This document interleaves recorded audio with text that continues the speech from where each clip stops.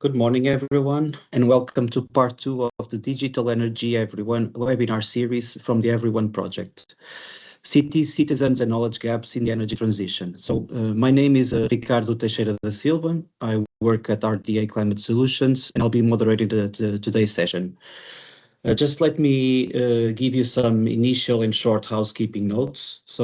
This webinar is being recorded. We will share the recordings, the slidings, and other relevant material afterwards or during the session. Please use the Q&A tab for questions to the speakers. These will be taken to the discussion panel after the three presentations are completed. But also I would like to invite you to use the chat to just briefly introduce yourself, say your name, organization, where you're talking or assisting from. And we'll try to keep the presentations concise but inspirational and leave some dedicated time for discussion at the end so that there is still time to answer any questions that you might still have. So for those who don't know the Everyone Project, we are a 4-year Horizon Europe project. We are running the project since 2022 and we'll end this year with 11 partners from 9 different countries. One of our main goals is to enable inclusive participation in the digital energy transition by identifying knowledge gaps, developing accessible learning pathways, and strengthening collaboration between different types of stakeholders. So Hans, one of the focus has been on working, among others, with cities, citizens, policymakers, industry, and other types of stakeholders. We develop a lot of work, but essentially there's a knowledge hub, some networking and matchmaking activities that happened across different types of stakeholders and ecosystems. We develop a broad set of capacity building activities. The Knowledge Hub is a repository for wide and diverse training material in the topic of digital energy. At the end of today's webinar, we will make a brief introduction to the Knowledge Hub. This webinar is the second of a series of 3 online events organized in the context of the Everyone Project. Across the 3 webinars, we are exploring how different actors can close the knowledge gaps and fully participate in the digital energy transition. Everyone is a coordination and support action that brings together experts from energy, education, and social sciences to enable different and European stakeholders to actively participate in the digital energy market. Over the past 3 years, the consortium has mapped key stakeholder groups and local ecosystems across Europe, including cities, citizens, energy communities, companies, regulators, or DSOs. So to understand that what they know, how they access information, and where those gaps are. We also identified knowledge gaps and learning needs and started by designing flexible learning pathways and training materials tailored to different groups. We worked closely with these ecosystems and some living labs to test engagement formats and capacity building materials and to understand what actually works on the ground. For this specific webinar, we share some thoughts from working with cities and citizens. We realize that today's focus is on people and places where the transition actually happens, so in homes, neighborhoods, and cities. We know citizens are increasingly expected to make informed decisions about energy efficiency, self-consumption, and participating in, for example, energy communities. While for cities and local authorities are expected to lead on climate and energy planning and transition. At the same time, the information available is often too technical, large, fragmented, and not accessible to everyone, especially those in vulnerable situations or facing digital and educational barriers. During some project activities, we had the opportunity to speak with several citizens with different levels of education and realize that many struggle to grasp some basic understanding of energy, let alone digital energy and what it means to them. So within Everyone Project, we became particularly interested in some questions. How interested European citizens really are in learning about energy? Who cares for energy or sustainability? How social inequalities and diversity shape access to energy knowledge? Knowledge can come in other forms or shapes than basic concepts.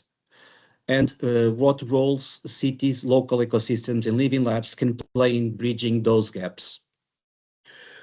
We hope to address some of these questions today with inspirational presentations of the three invited speakers, so Irina Rets, Tine Engelen, and Rita Alonso. I hope I pronounced all them correctly, followed by a discussion panel to answer some pending questions. We finalize then with some closing remarks. So first, I'm pleased to introduce Irina Rets, a senior research fellow at the at the Institute of Educational Technology at the Open University in the UK, with over a decade of experience in higher education as a lecturer and researcher. Her work explores how strong connections can be built between education and the future of work, with a focus on equitable participation in digital systems. She currently works on the Horizon Europe Everyone project and leads the Future of Work and Professional Development Research Group at the Open University. Just a quick reminder before I hand over to Irina, a reminder that please put your questions at Q&A as they come to mind. We will collect all these questions and then address them in the discussion panel after all the presentations. Irina, thank you for accepting the invitation. The floor is yours. Thank you so much, Ricardo. Thank you for organizing the webinar from Steinbeis Europe, and thank you to Ricardo for chairing this event. I'm also really pleased to see quite a few colleagues from the EU, so it would be great to connect after the event, to reach out as well. So let me share my slides.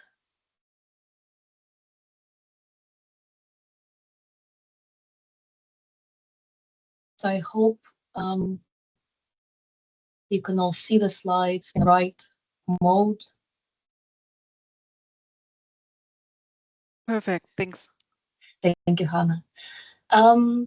So in my talk, I'm going to present a paper we published from the project, where we investigated knowledge gaps and associated inequality patterns in energy engagement.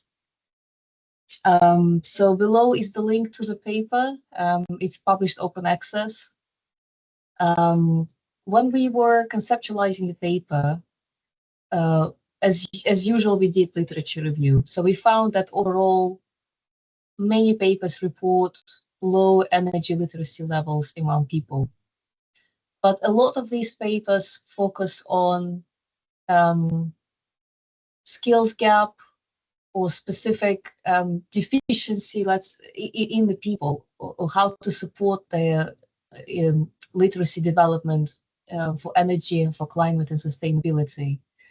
And I personally have an issue with such deficit approaches, because it's not necessarily people and lack of skills that they have, but it's often this ecosystem around them and how, for example, they are motivated to learn about these topics. So we approached this investigation from the point of motivation and interest, and we tried to understand to what extent people across Europe are interested to learn about energy digitalization and associated topics like sustainability and climate. There is research that interest as a variable can predict the extent to which an individual will sustain attention and focus on a topic for extended periods of time, and how much value he or she will give to the acquired knowledge. So centering your research around motivation and interest is an important variable, particularly when investigating complex topics such as sustainable living or domestic energy consumption and use and climate change. So having done this literature review, the conclusion we made is that there is a need for stronger focus in research and practice on people's learning dispositions in respect to climate change and energy use. So interest was the central concept, a central variable we explored in this paper. And then in the project, we developed and sent out a survey that was completed by almost 4,000 people across 4 European countries. And this was a mixed method study. So we asked in the quantitative part, to what extent are adult citizens in these 4 European countries interested in learning about energy-related topics, and how individual differences come into play. Because here then we can also investigate the kind of structural inequalities that may influence levels of interest. And then there was also a qualitative part. So the survey had some open-ended question where we asked among those who are interested, what specific topics they want to learn more about. In one way, this was an investigation of knowledge gaps, but also this study that informed other work packages in the project, because in the subsequent work package, we were designing learning materials. And at the moment, we have 80 plus learning materials on the topic. So to design these learning materials, we needed to know what topics we need to design them on. So we needed to understand knowledge gaps of different stakeholder groups. So in a way, that was also a question that was important for this study, but also for the practice within the project and for developing learning materials. So the overall finding is that majority of respondents are moderately interested. So 67% of the people would say they're moderately interested. If we look at the two extremes, not at all interested and highly interested, those get smaller proportion of people who responded like that. So 25% of people saying highly interested, and about 9% saying no interest at all. But then if you start breaking it down by demographics, you see significant differences between demographic groups. So the overall highlight or key finding from this study is that interest in learning about energy is primarily a middle class issue. So people with higher income, people with higher, with better educated people with higher education degrees, homeowners, are the people who are more likely to say that they're highly interested. So for example, if we look at the bar chart on the left-hand side, and we look at the two extremes, so not at all interested and highly interested, we can see, for example, people with doctorate degrees, so these are marked in yellow, there is a substantial difference in that those people would say that they're highly interested. And similarly, if we look at people saying not at all interested, so it's people with only basic education who would suggest that they're not at all interested. So there was a pattern around a relationship between education level and motivation, interest in learning about the topic. And this is just another snapshot from the study, and there are more demographic variables we explore in the paper, but just for the purposes of this presentation, I'm only giving these two examples. So if we look at income levels, but also whether people are renting accommodation or they own houses, we could also see a relationship between those background characteristics and the interest levels. So for example, homeowners with higher income, this group was most likely to say that they're highly interested, the 31% of people. And similarly, tenants with lower income would be the ones who are least likely to say that they're highly interested. So this has many implications for structural inequalities in terms of how people engage with the topic. And well, I'll talk about implications a bit later as well. Then we had a part around qualitative findings. So what sort of topics people particularly want to learn more about and where they lack knowledge. Cost of living crisis was leading the way. So when we did this thematic analysis of responses from those 4,000 people, I would say the majority wanted to learn more about how they can save energy and reduce costs. So that was a leading theme with most frequent number of responses. There were some highlights that I found really interesting in the qualitative data. So a lot of people talked about that they want to understand and learn how they can be more self-sufficient in producing energy at home. How can they become more independent from energy companies? So this one participant from Portugal is saying, I want to learn about energy autonomy. How can I produce my own electricity at home? And of course, with technology being increasingly part of our daily life, people wonder how they can use technology to understand their personal energy consumption. In terms of types of energy that people wanted to learn about, solar energy is leading the way. So people would wonder how they can adopt solar energy for home use, its affordability, efficiency, connectivity issues. Particularly people living in rented accommodations or smaller properties, they also wondered how they can learn about how to make solar energy usable for such properties. There was a big theme around people just wanted to understand how they can make a positive difference in the current climate emergency. So the kind of practical actions they can take on a personal level, because a lot of it feels like collective responsibility, but what can I do, specific practical actions I can take to make a difference. Also, people requested examples of good practices regarding energy consumption, sustainable living.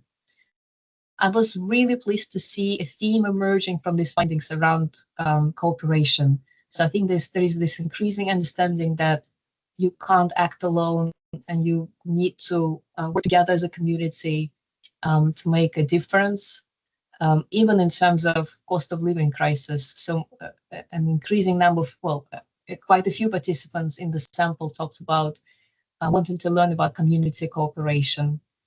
There was an interesting sub-theme around feeling disconnected from the production of energy. And I think this does reflect the fact that we understand energy in terms of bills, but a lot of it is hidden under the floors, behind the walls. So we don't really see energy as tangible, and we only understand it as, financial implications of energy.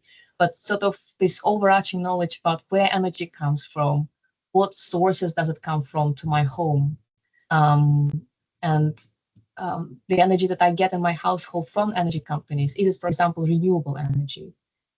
And there was a smaller sub-theme around people wanting to learn about alternative solutions to climate crisis. And besides solar, what other types of energy are there that can be used for sustainable living?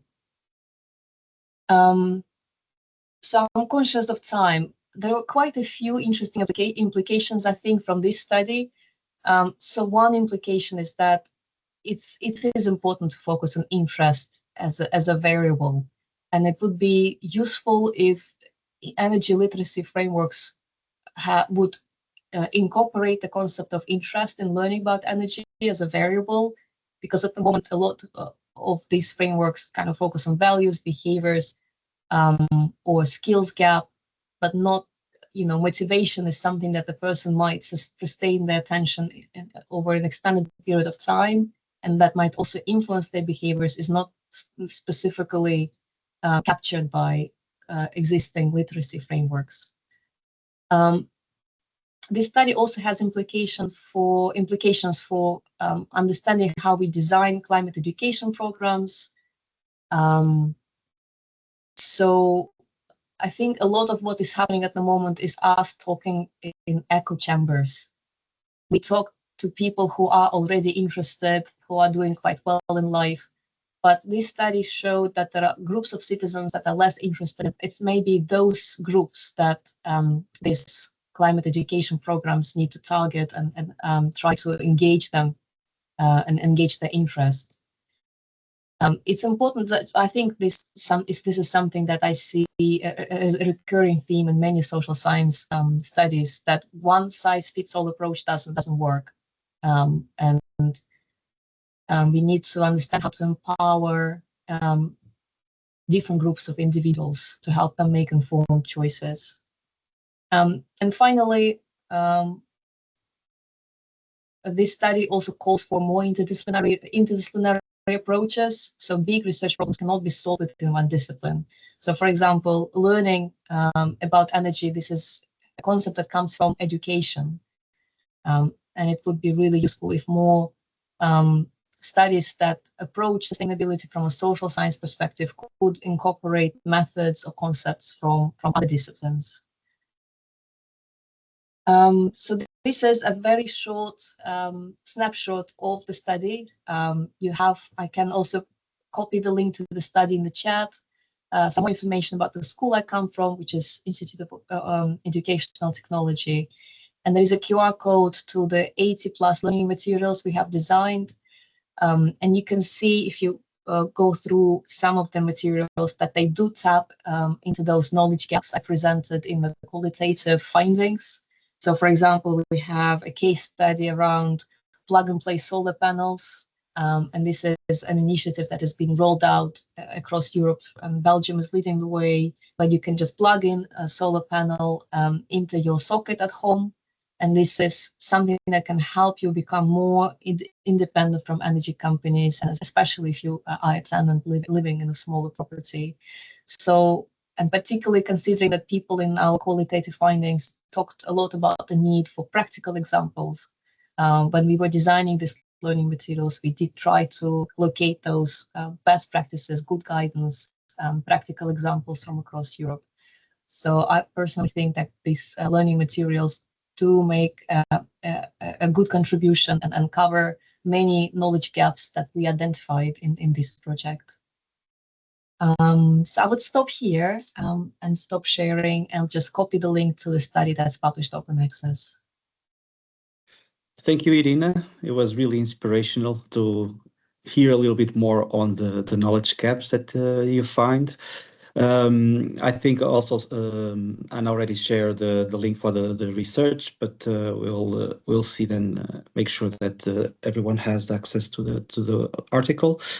So let's move on to the second speaker now, Tine Engelen, a researcher at Vito, working on several projects related to the spatial planning of energy efficiency or efficient districts.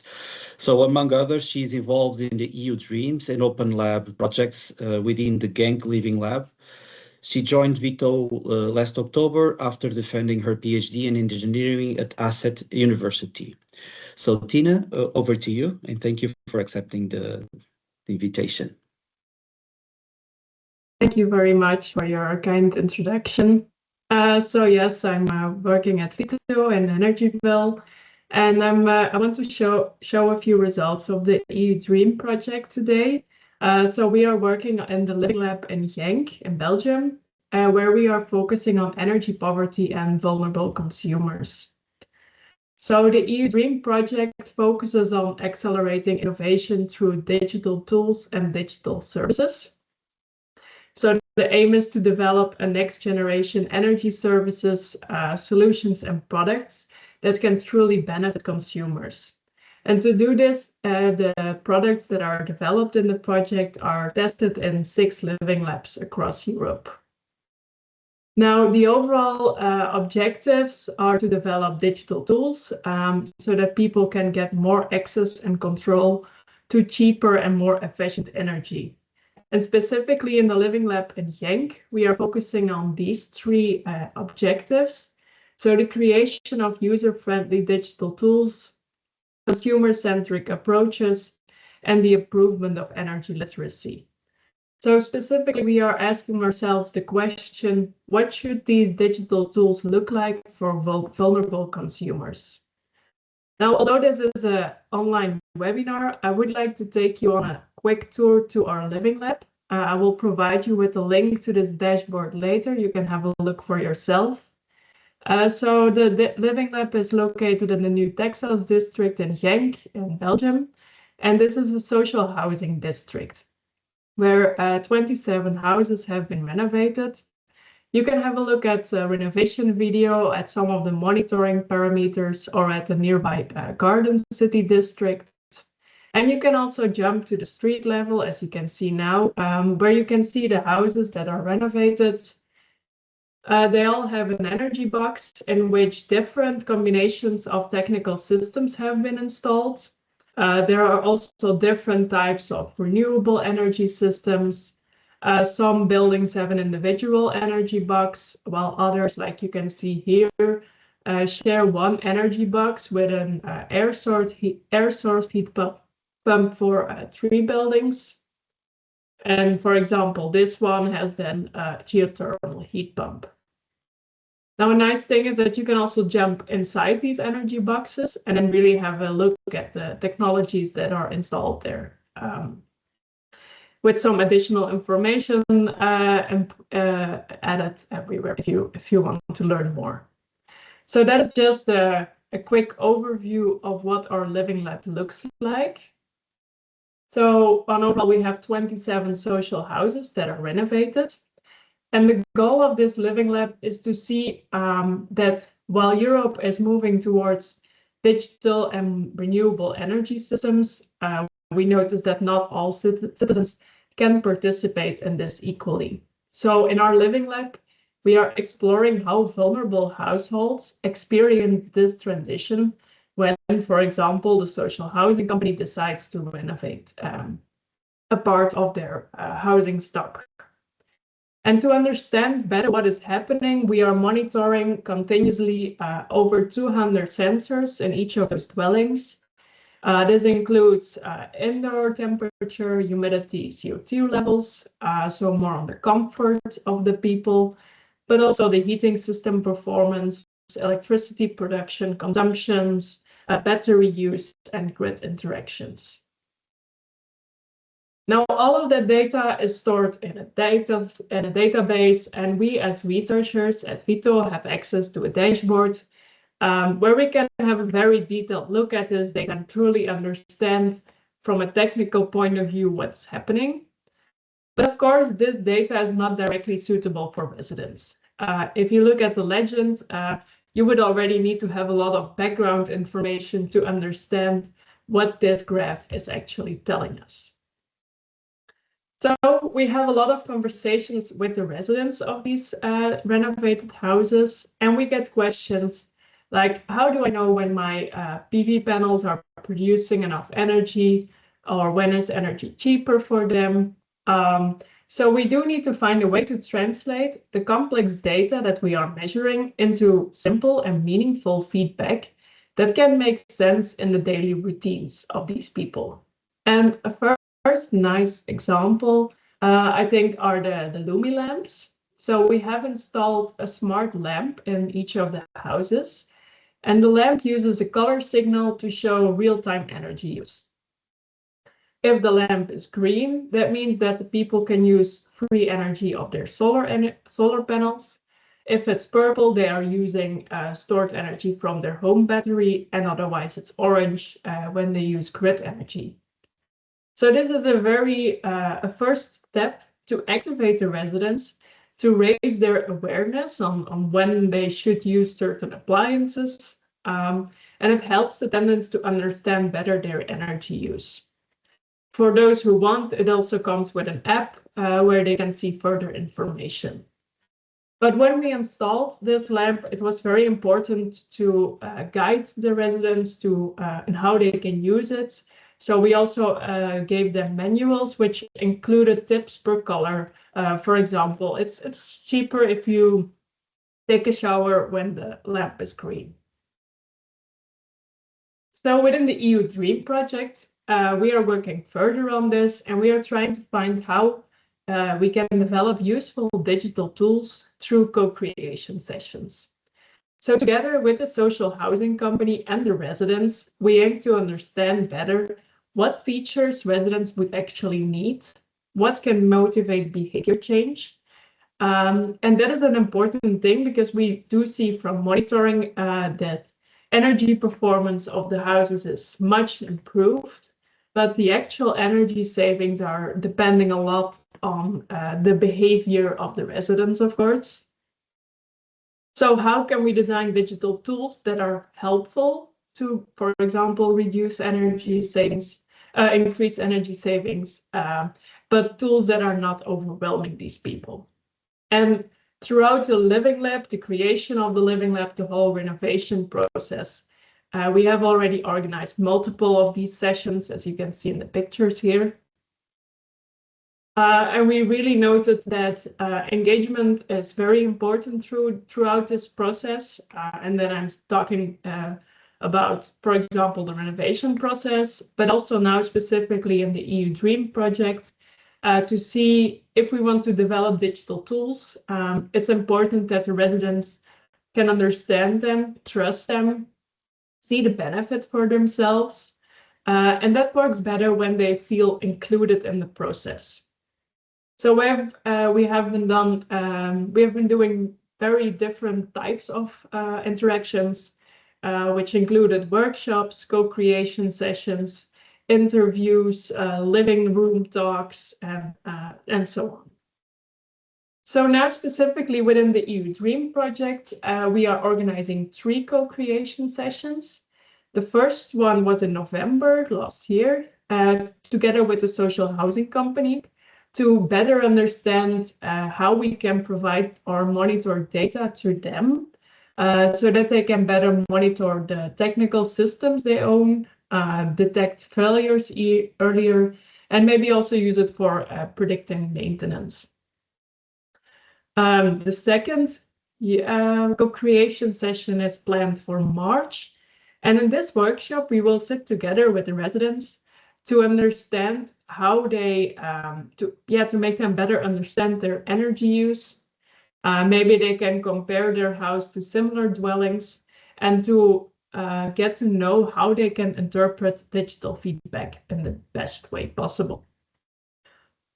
And then in April, we are planning a third workshop where we explore further with the residents what can really encourage them to adjust their habits, how can digital tools nudge them gently, and which messages or visualizations can work best for them.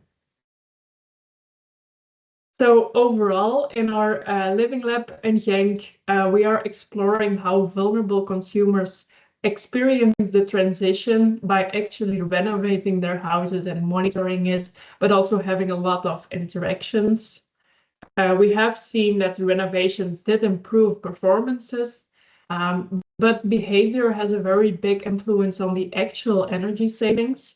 So we need to find ways to try to turn this data into simple guidance for the residents. Tools like the Lumi lamp can bridge this gap between complex information and the daily decisions. And in our experience, these co-creation sessions with the residents can really ensure that digital solutions are useful, usable, and also fair to everyone. So thank you for your attention. That was a very quick overview of our Living Lab and the EU Dream project. If you want, you can also have a look at the dashboard at the virtual tour of the Living Lab. I will also copy the link in the chat later on. So thank you very much. Thank you, Tine. It was really a nice project to see, especially the Lumi lamp. There's already some questions, but we will address those in the discussion panel. So then let's move to our third speaker, bringing maybe a different perspective. Rita works at ADE Porto, so Porto Energy Agency in Portugal, and she's involved in environmental education and citizen engagement initiatives related to energy efficiency, energy transition, and some other related subjects. Her work includes energy literacy programs in schools and social housing, as well as initiatives promoting individual action concerning energy efficiency and also participation in energy communities within projects coordinated, implemented, or supported by the ADE Porto team. So Rita, the screen is yours, and thank you so much for accepting the challenge.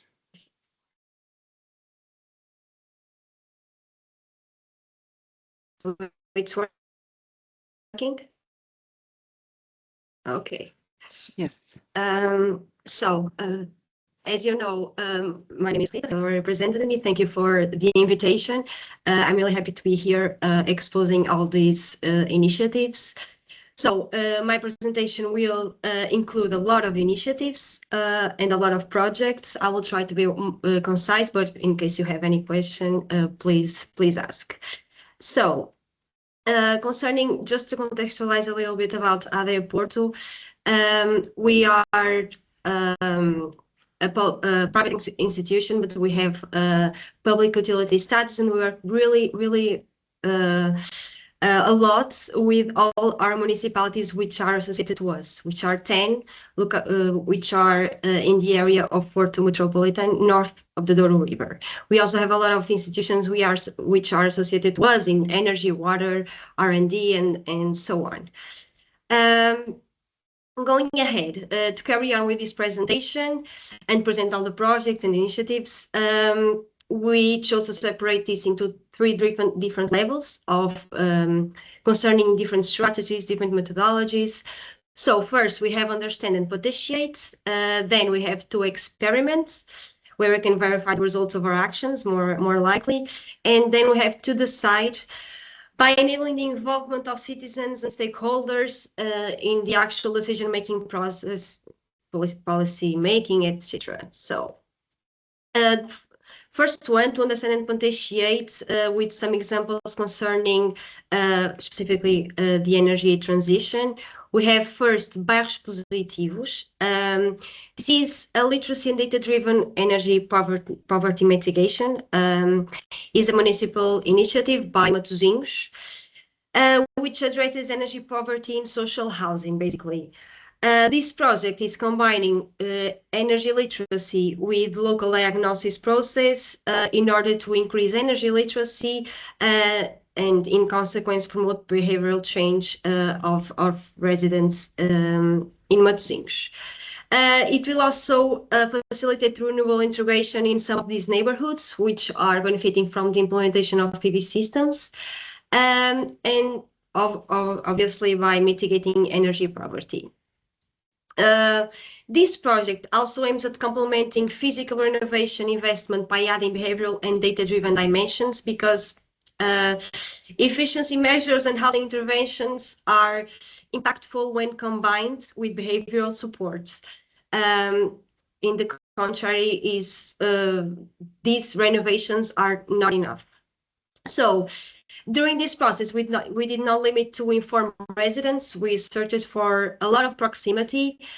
These sessions happened in their own neighborhoods. We always focused on the part of dialogue and questions so we can get even more proximate to them, basically.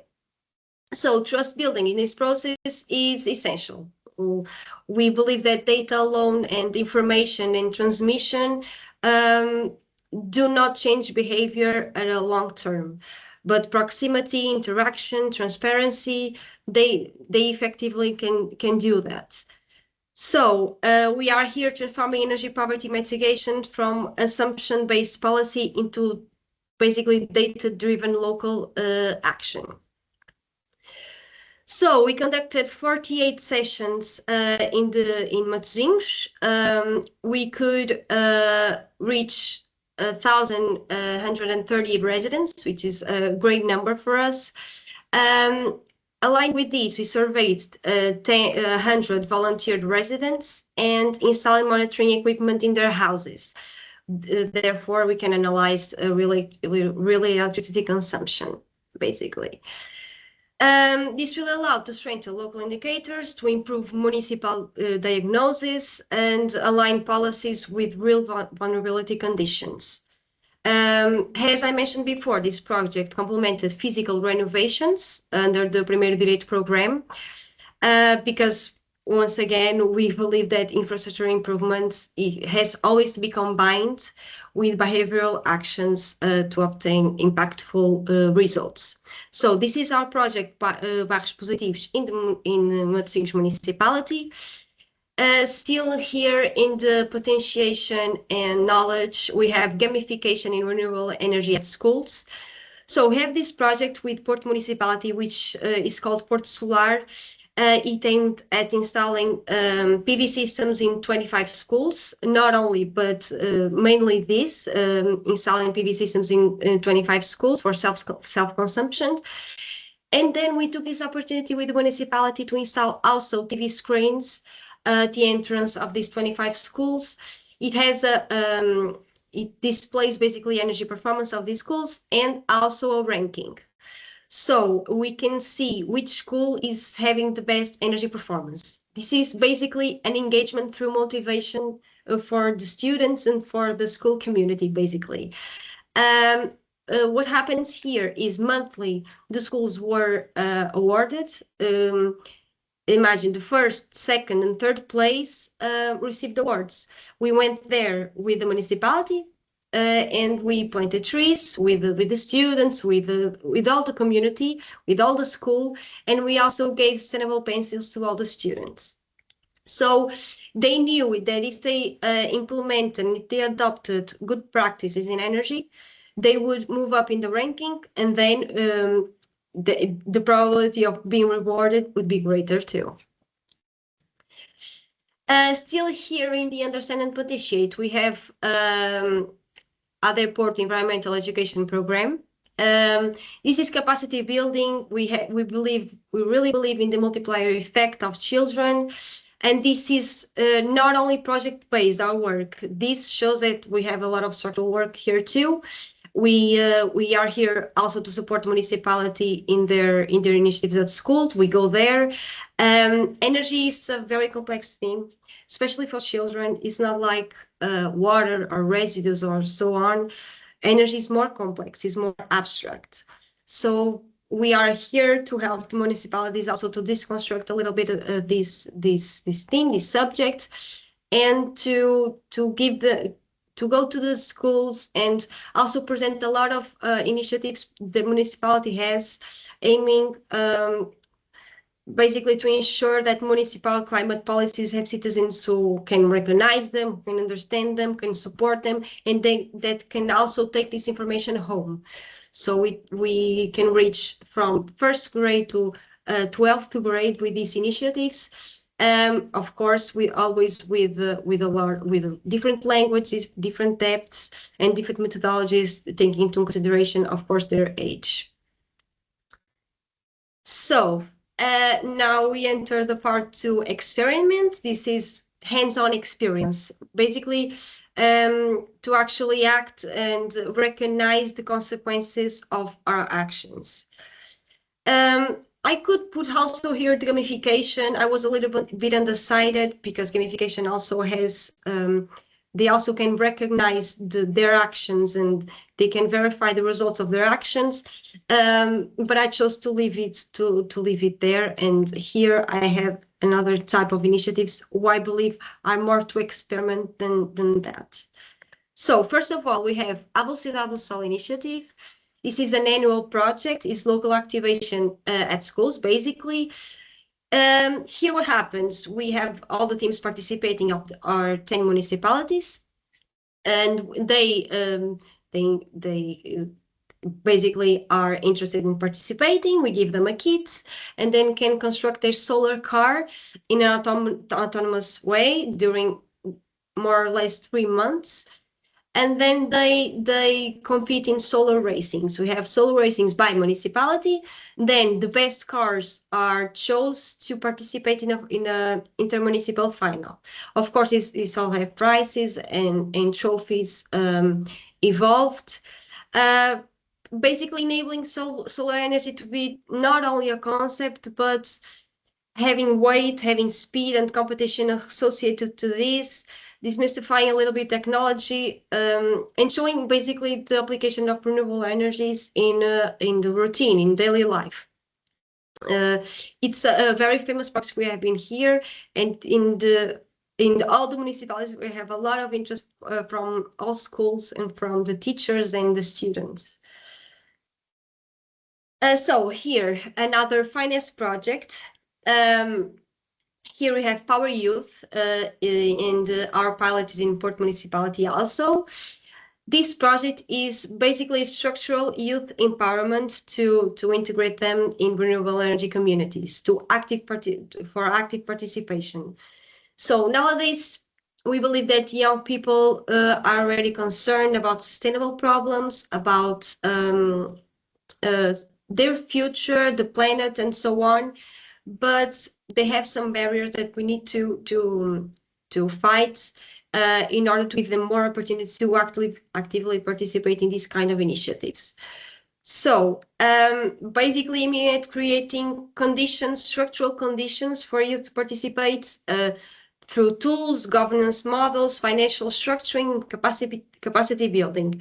So the strategy here is to develop 3 digital tools to support active and deep participation, to support also collective and informed decision making. This is a more technical tool, and also financial structuring in order to transform older projects and concerning, of course, energy communities into viable and economically viable projects. Sorry.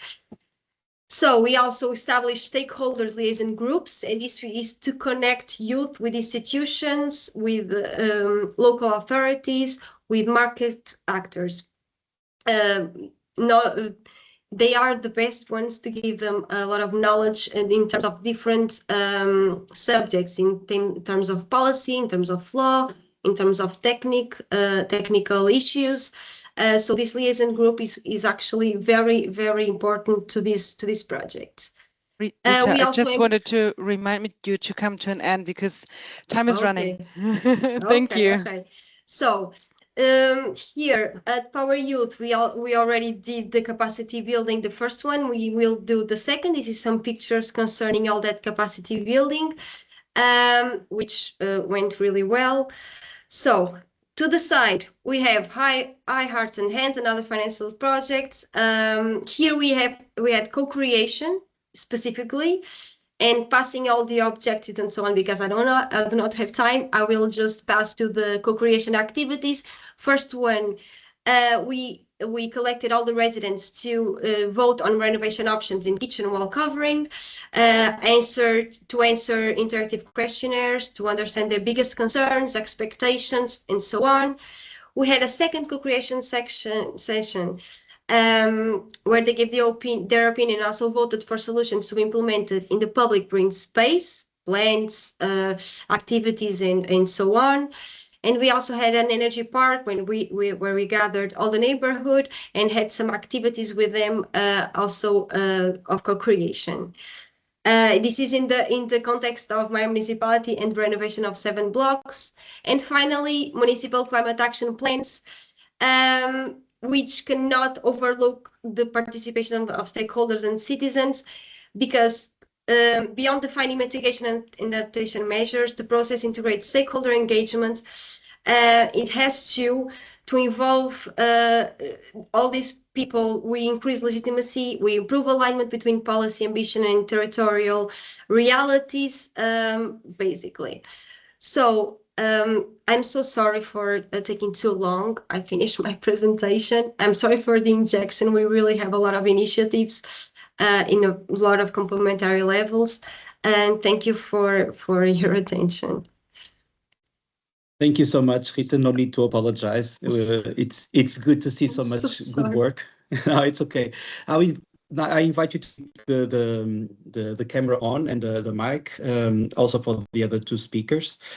Let me just put here this on the background. We have some questions on the Q&A. I thank you everyone for those. I will just go through most of them, and then if some of those are directed to someone. So for example, the first one is directed to Tine, asking how do you use the data? It's extremely interesting, and I like the Lumi lamp. Have you insights if this actually works?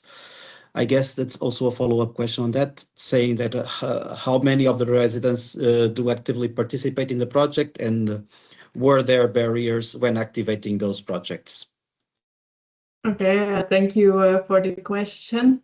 So regarding the data that we are monitoring, so we are fully monitoring everything only since May last year.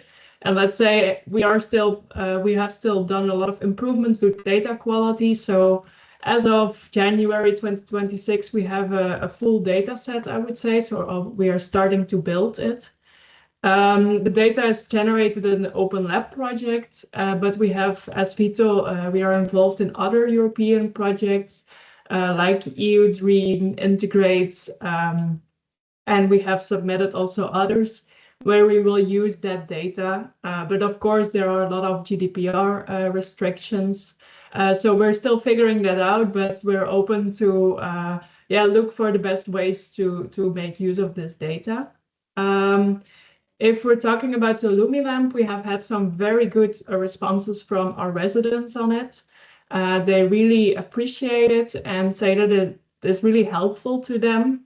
Although there are a few people, and then one example is like really an older lady that became stressed of it and thought that she could not use energy if it was red or something. So there are, of course, always extremes, and there's no one size fits all. But yeah, we have overall received very good feedback on it. And then the last question was regarding the amount of residents. So the neighborhood has more or less 120 social houses. And within the Open Lab project, through co-creation sessions and discussions, 27 of those were selected for the renovations.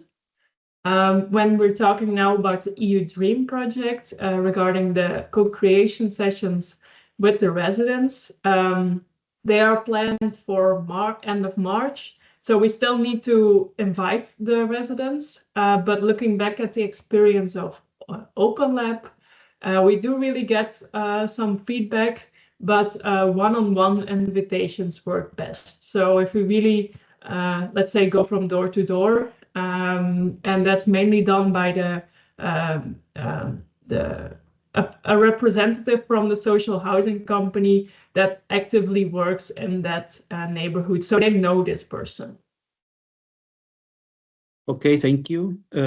And then another question for Irina. So one respondent mentioned wanting independence from energy companies, a sentiment that I imagine could be a common driver for citizens' interests. Have you explored this further, particularly how energy companies and other key players respond to such comments? I guess this is an interesting question.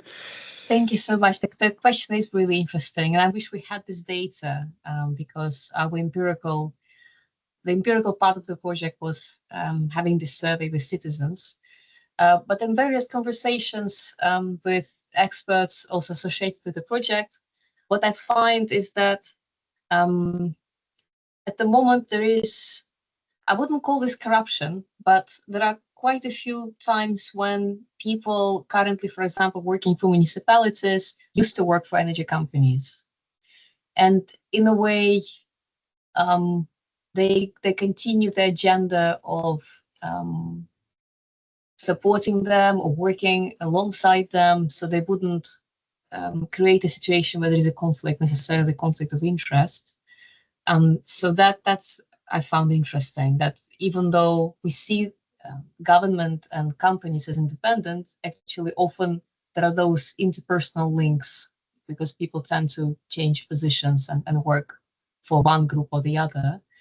But there are quite a few projects where there is funding to create a community of practice or create an energy community.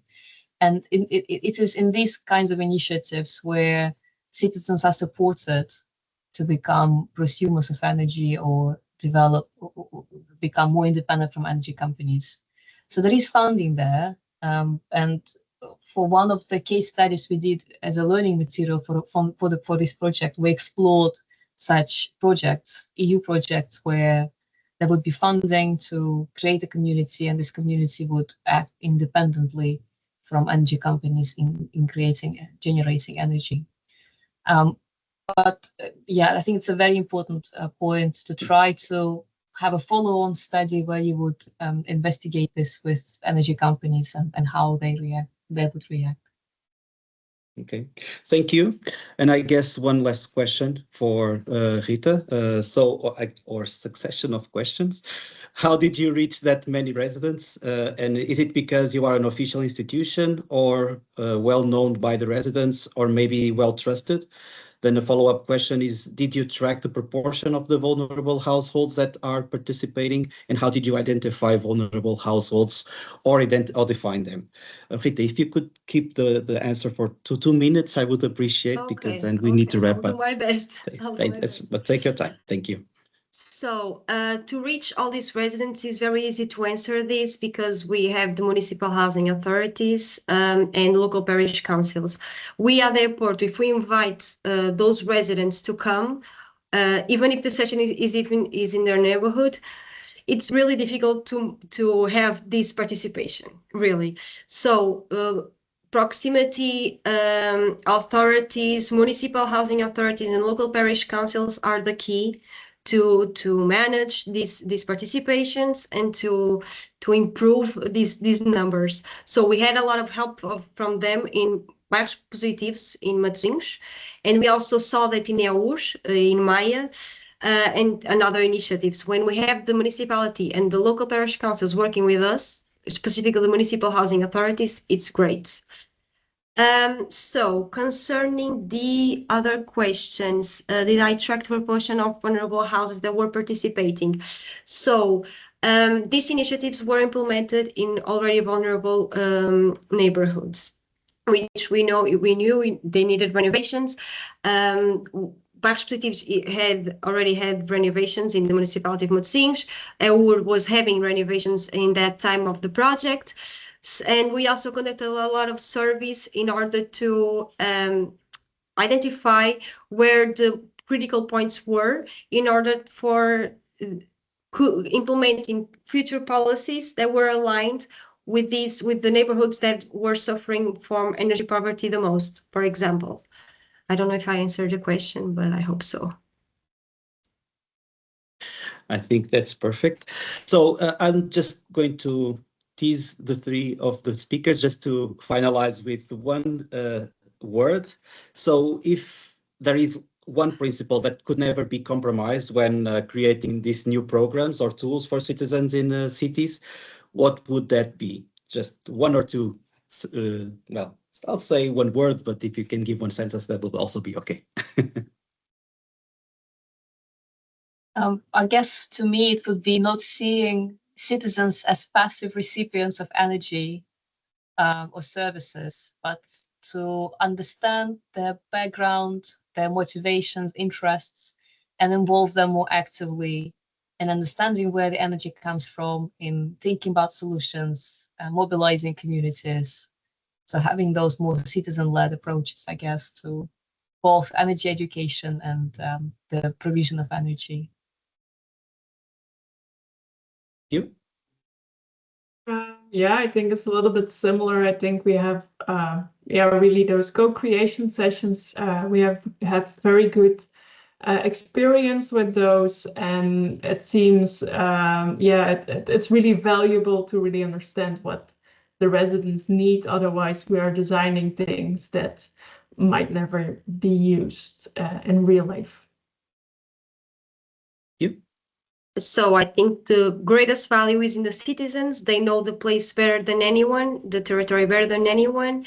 And I believe they should have the right of owning the transformations that are being made in their spaces, basically. Well, thank you. That was really great. Just to appreciate all your work. Thank you so much. For just to wrap up the session, let me just walk you through a little bit the Knowledge Hub. There is a practical guide on how to use it. It's going to be shared afterwards and also during the event with all of you. Just let me show you what you can find in the Knowledge Hub. So the Knowledge Hub is essentially a collection of learning pathways, so like a combined types of courses around some topics, or individual types of learning materials that you can find, and as well tool repository aggregated in these different types of topics. In the Knowledge Hub, you can find all these materials, and I'll just like to give you an example. So if you go here to all the learning materials, you can find different typologies. So online courses, videos, information booklets, case studies. and I'll just show you a little bit what we also have a game. We call it the Peak and Off-Peak Peacock game. It's a game for children. It worked quite well. We also tested in Portugal, as you can see here. It was this type of gamification works quite well, as you saw in Rita's presentation. So I'll just like to give you to talk a little bit the Knowledge Hub and invite you to test it and to use it. And also to finalize, just to say and remind that tomorrow there's going to be part 3 of this webinar series. It's on energy communities and energy literacy. And we will go a little bit deeper into concrete capacity building tools for communities. So thank you all for these insights. We are on time and we have to wrap up here. So many thanks to all the speakers and to all of you for joining and contributing. And I'll invite you for tomorrow's webinar series and visit the Knowledge Hub. Thank you so much. Have a nice day. Thank you. Thank you all. Thank you.